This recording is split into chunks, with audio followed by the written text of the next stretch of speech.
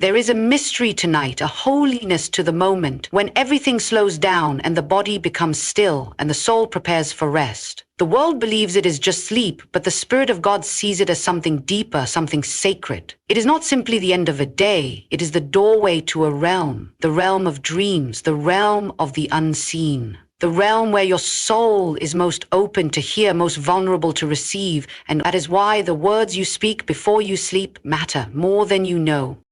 So many of you pray, so many of you worship, so many of you proclaim faith during the day, but when the night falls and the lights go down and the mind feels weary, you slip into a different language, a language that does not match your prayers, a confession that betrays your beliefs. 5 small words spoken in passing, sometimes whispered, sometimes cried, often unnoticed but dangerous at their core. Nothing good ever happens to me.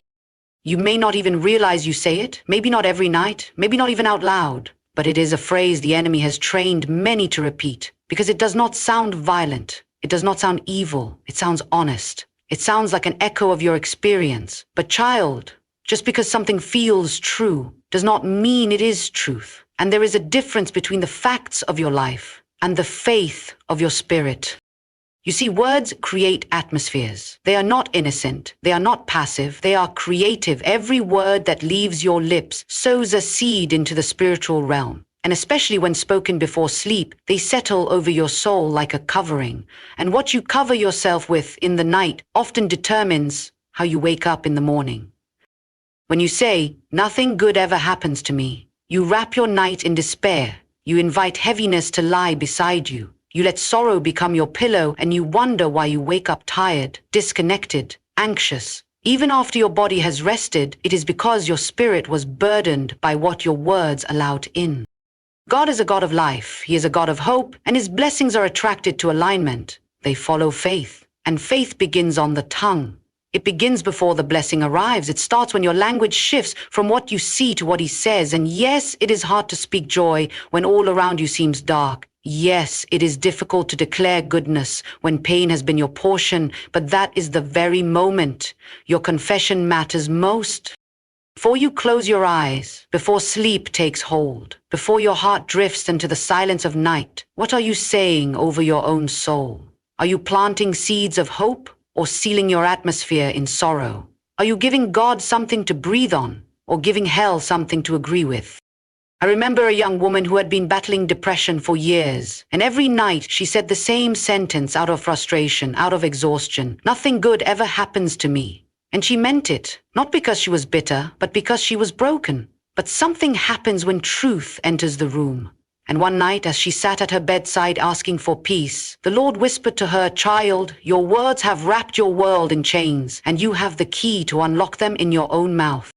And from that night forward, she began to change. Her final words of the day, not grand, not poetic, just true. She would whisper, "I am loved. I am kept. Something good is coming." And slowly, not overnight, but like the rising sun, her heart began to shift. Her countenance began to change because she stopped partnering with pain and started aligning with promise. The enemy does not need to destroy you with tragedy. He only needs you to speak it over yourself every night, because he knows the power of agreement. He knows that the moment you align your words with defeat, you cancel the celebration of heaven that was already on its way. But you can change it tonight. Your atmosphere can shift. Your tongue can be retrained. Your rest can be restored. And it begins by refusing to speak what feels easy in exchange for what is eternal. Stop cursing yourself with subtle declarations. Stop building walls with weary words and start declaring life over your night before you sleep. Say what heaven says. Agree with what the Spirit has spoken, not with what fear has echoed. Because the blessing is not blocked by circumstances. The blessing is blocked by belief, and your belief is first revealed by your words. Never give your final words of the day to despair. Give them to faith and watch the atmosphere of your life begin to change. There is a principle many do not understand, a truth we often overlook, because we do not fully grasp the weight of our words. We know that God is listening. We know that heaven hears. But what we often forget is that hell listens too. There are two realms constantly hearing what comes out of your mouth. Heaven waits for partnership. Hell waits for agreement. And many times we unknowingly align ourselves, not with the promises of God, but with the lies of the enemy simply by what we allow our lips to speak. You might think it is just a sentence, something said in frustration, something whispered in weariness or muttered in the shadows of discouragement. But in the spirit realm, there is no such thing as a casual confession. When you say, "Nothing good ever happens to me," heaven goes silent and hell takes notice because you have just offered agreement. Agreement with defeat, agreement with despair, agreement with something God never said about you. Something God never said about you. The Bible says that life and death are in the power of the tongue. It does not say suggestion and observation are in the tongue. It says power. And that means when you speak, you are releasing power somewhere. With every word you plant a flag, either in the territory of faith or in the territory of fear. You are signing a contract with one kingdom or the other, whether you feel the impact of it immediately or not. It is dangerous, not because of the words themselves, but because of what they give permission to. Because spirits look for permission, not through action alone, but through speech. When you speak fear, you welcome torment. When you speak hopelessness, you open the door to spiritual oppression. When you say nothing good ever happens to me, even if it is just in a moment of pain, you have given access to an assignment that does not come from God. And then we cannot understand why our atmosphere feels heavy, why our rest is stolen, why blessings feel delayed. But child, how can God bless what you curse continually with your own mouth? The enemy knows he cannot take your blessing unless you give it to him. And one of the quietest, most effective ways he takes what belongs to you is by convincing you to speak it away, to declare with your own voice that nothing good is coming, that nothing changes, that nothing ever happens for you. And when he hears you say those words, he does not attack. He agrees, because agreement establishes authority in the spirit. And when two agree, even if one is demonic, the agreement still activates something. You may think, but I am not talking to the devil. I am not praying to darkness. I am just venting. I am just being real. But real does not mean right. And venting does not revoke spiritual law. The power of agreement is not based on your intention. It is based on your alignment. Who are you aligning with before you sleep, with your final words of the day? Who are you inviting into your atmosphere? Are you drawing the Spirit of God? Or are you welcoming discouragement and despair to have dominion over your night?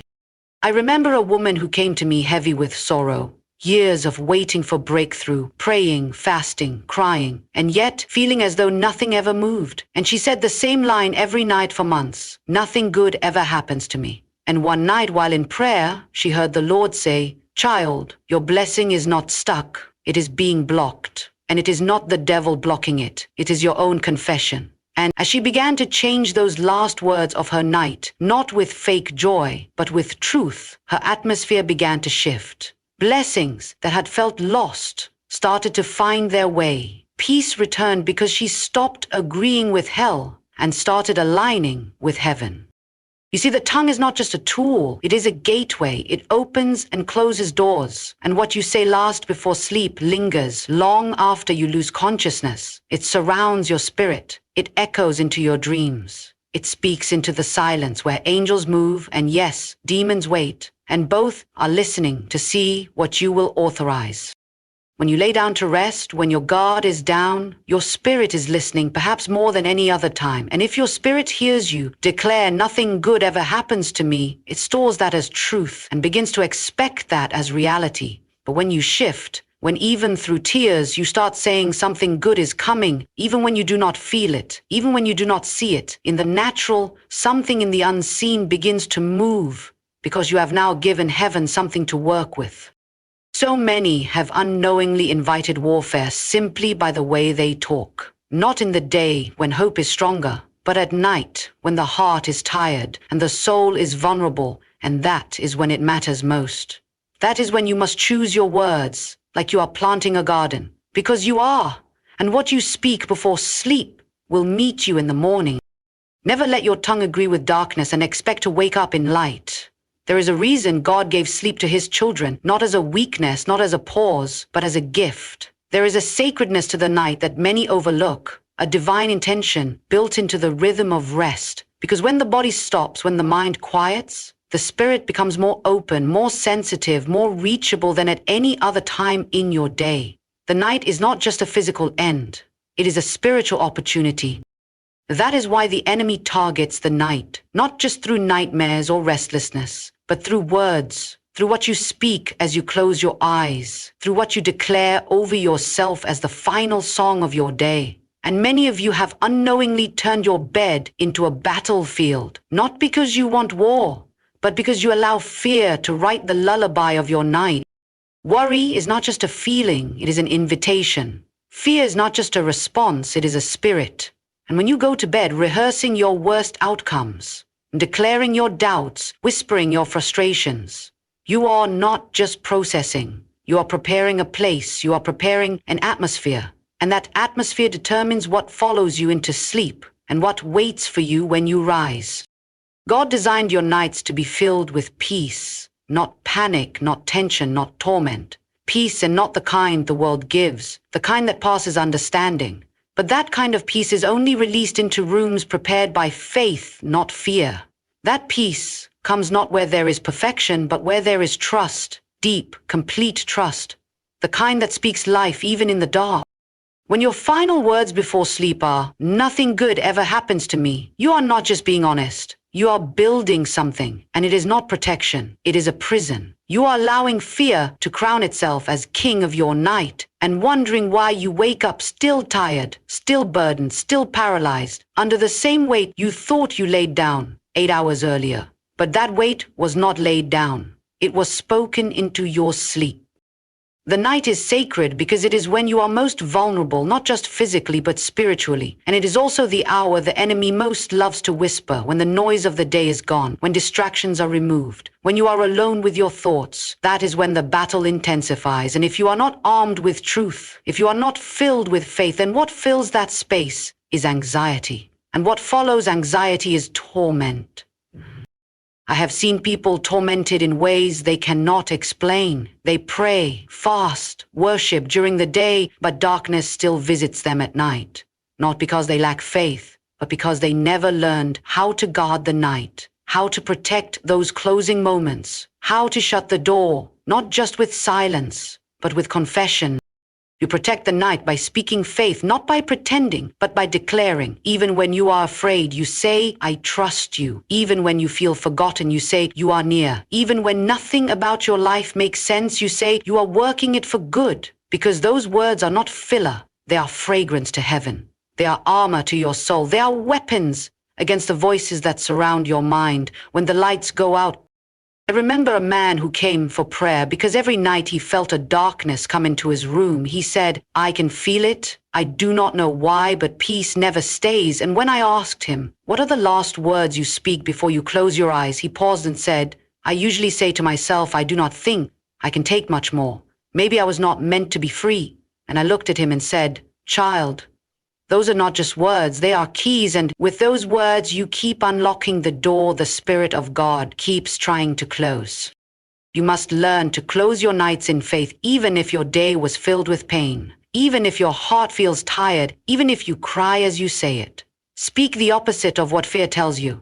Speak the opposite of what darkness desires.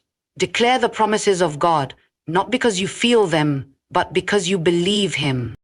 Start saying, "I am loved, I am protected, I am provided for. Something good is coming. The Lord watches over me while I rest. His angels are near. I will lie down in peace and rise in strength." And when you say it until the atmosphere changes. Say it until your room feels like sanctuary and not just a silent place. Say it until fear loses its grip and peace begins to take form.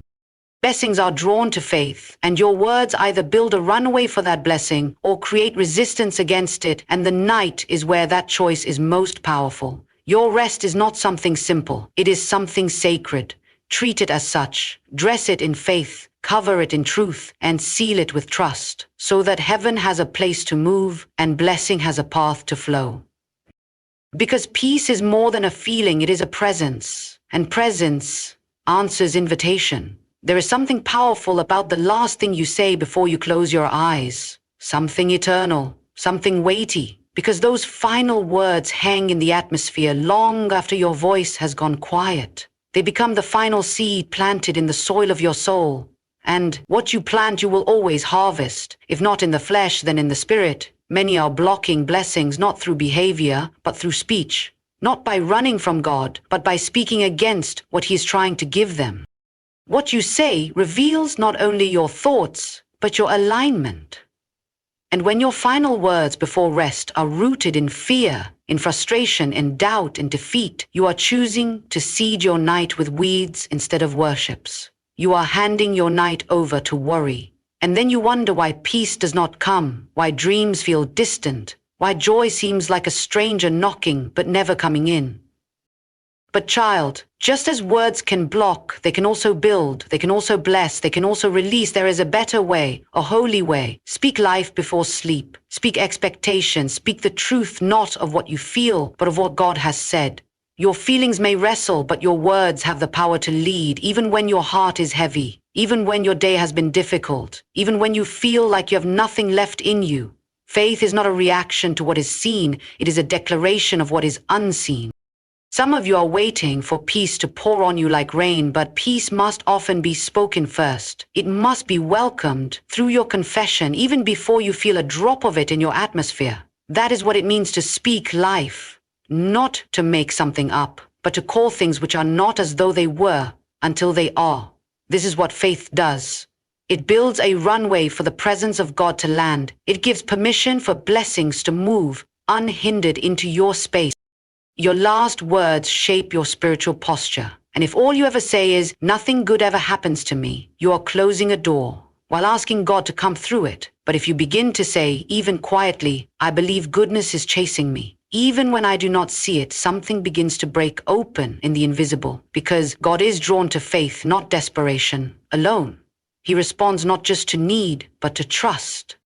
You do not have to be loud. You do not have to be articulate. You do not need poetic words. You need surrendered ones. You need to say, "Lord, I trust you with the parts of me I do not understand. I believe you are working behind the scenes. I believe that even this pain has purpose. And I will sleep tonight like someone who knows heaven has not forgotten my name." And that kind of talk makes room for heaven to breathe on your situation. This is how you create blessing. This is how you prepare your heart for miracles, by aligning your mouth with the word of God before sleep comes, not after the blessing, but before it. Not once the storm ceases, but in the middle of it. That is what moves the heart of God. That is what honors His presence. That is what allows the Spirit to come in and do what no effort could ever accomplish. I once met a woman who could not figure out why peace never stayed. She worshipped, she served, she prayed, but every night felt like a return to warfare. And as she shared her story, I asked her, "What do you say before you fall asleep?" She said, "I usually close my eyes and think to myself, it will never change." And I told her, "Child, that is not just a thought. That is a key, and you are locking your own door with it." And from that day forward, she changed it not because things were suddenly perfect, but because she decided her words would reflect what she believed, not what she was afraid of. She began saying, "I do not know how, but God is doing something." She began saying, "I may feel pain, but He is my peace." She began saying, "I will sleep tonight under His wings." And she told me later, her nights became sweeter, her mornings came brighter. And blessings began to show up where dutiful effort had never produced fruit before. That is the power of your final words. They shape what enters your rest. They either invite blessing or block it. They either draw the Spirit or resist Him. They either help you carry the peace God gave or make you drop it before you can even hold it. And heaven is waiting, even now, waiting on your agreement, waiting for someone to speak life. Not because it is easy, but because it is true. Say something that heaven can ride on tonight. Speak words that open doors, not close them. Give the Spirit something to rest on. Speak life before sleep. Speak love and gratitude. Speak trust when it hurts. Speak yes even when the answer seems hidden. Because blessings are always searching for faith, and faith often begins with what comes out of your mouth when the world goes quiet. Because what you speak before sleep becomes the ground where your miracle begins to grow.